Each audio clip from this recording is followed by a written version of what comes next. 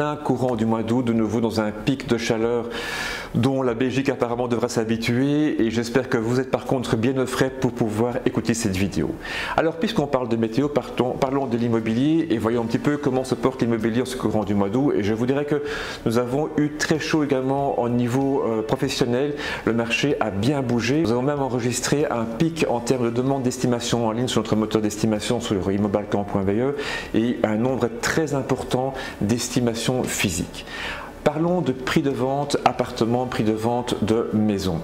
On remarque une tendance haussière toujours par rapport à ça, non pas avec des plus 10, plus 15%, c'est léger mais c'est soutenu pour des produits évidemment qui répondent aux besoins du marché, j'entends par là peu de travaux et dans des endroits qui sont bien localisés.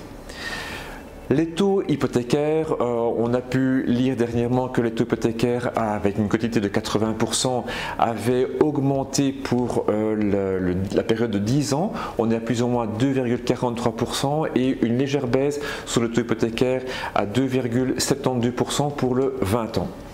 Et donc pour clôturer cette intervention météo immobilière, je vous dirais que les trends que j'ai pu vous citer déjà durant les mois de juillet et les mois de juin et avant n'ont pas changé.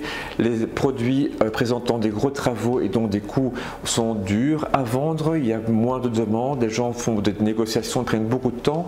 Les taux hypothécaires continuent à monter, on vient d'en parler et c'est clair que ceci aussi fait réfléchir, fait un petit peu peur aux personnes et je me permets de rajouter de nouveau, de rappeler que nos parents ont connu des taux à du 10-12%, mais ces taux de 1.2, 1.3 n'étaient pas normaux. Et là aujourd'hui, du 2,72, 2,4, c'est des taux plus ou moins classiques et normaux par rapport à un crédit hypothécaire. Dernier point important sur lequel j'insiste chaque fois, c'est qu'on remarque une différenciation dans le nombre d'acquéreurs sur le marché.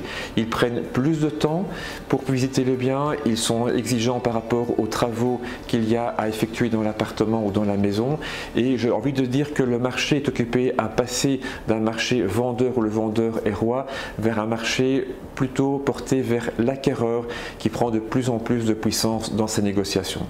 Voilà, à bientôt et bonnes vacances encore.